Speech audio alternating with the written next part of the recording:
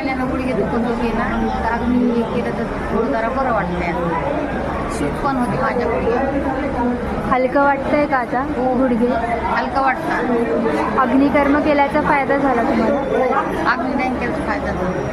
दुखत होतं, आता खूप मस्त फ्रेश वाटलं थोडं, कारण मी तपासणी झाल्यामुळे जरा मोकळं वाटायला लागलं. अग्निकर्म केल्यावर बरं वाटतंय हा आता? अग्निकर्म केल्यावर बरं कंबर हलकं वाटतं आता? चांगलंच बरं वाटलं.